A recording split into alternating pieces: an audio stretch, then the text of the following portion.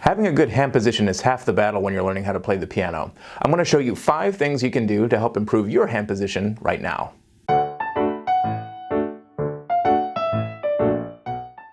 Before we dive in, I'd like to clarify 2 myths about hand position. We've all heard it before, curve your fingers, curve your fingers, curve your fingers, and it never quite works.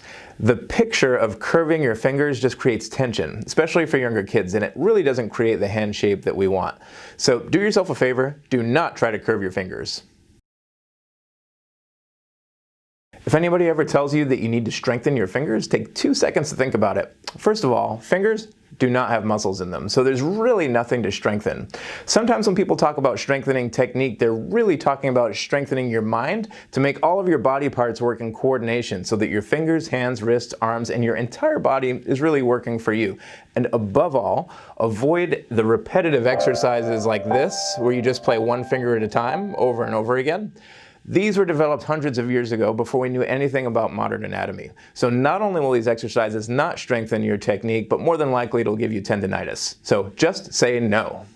And now onto the more effective approaches. You wouldn't necessarily think to start here, but having a perfect seating position is the place you want to start to have a really good hand position. And there are 3 aspects to this. There's the seating height, there's the distance from the keyboard, and then there's the stability of your feet. So to get the height right, you want to make sure that you're sitting high enough that your shoulders can stay completely relaxed. You can just bring your forearms up and your hands lie just at or a little above the white keys. If you're sitting too low, then you're going to end up doing this, and we want to avoid that. So totally relaxed, arms reach right here. And if you don't have a seat that's adjustable, you may have to get creative, pile some books up, use a cushion. The sky's the limit. Go nuts.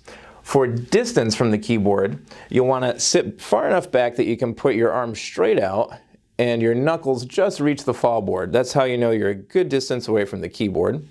And feet stability is simple. You want to make sure that your feet are on the floor or on the pedals with your heels on the floor.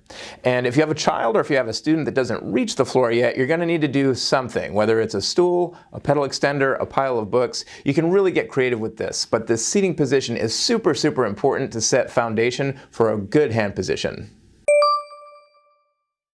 We often make a big deal about keeping a rounded hand position, but it really doesn't have to be that complicated. If you just keep a natural, relaxed hand, you're all set. So all you have to do this, or to practice this, I should say, is to just keep your hands by your side, hands totally relaxed.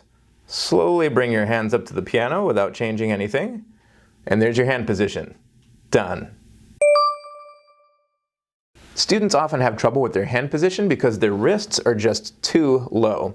One little bit of imagery that helps with this is something called the thumb perch. All you have to do is hold your thumb at an angle to the keys and imagine that the thumb is a perch that holds your wrist in the proper position.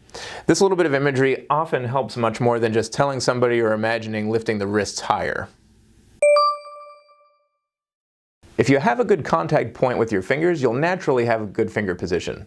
There are a couple of ways you can find this. First, you can practice making circles between the tips of your thumbs and the tips of your other fingers, really feeling the sensation there in the fingertips. Not too far on the pads and not too far on the fingernail. And then you could also take a pencil and lightly just sort of press into the tips of the fingers in the same place. Again, really feeling that sensation. And the next thing you'll want to do is transfer that sensation to the piano keys. If you do it right and have the proper contact point, it's pretty hard to have a bad finger position. It's incredibly helpful to make sure the forearm is directly behind whichever finger is playing, making a straight line. I'll demonstrate this.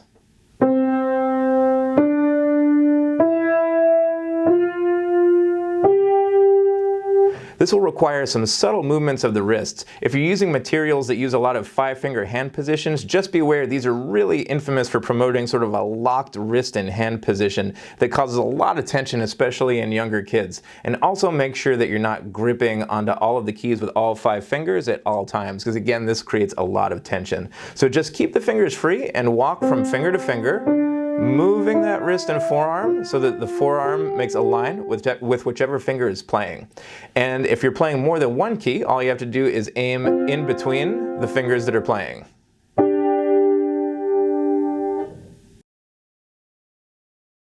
If any of these were new to you, give them a try and let us know what you think in the comments below. Thanks for watching. Don't forget to hit that subscribe button for more things piano, and I'll see you next time.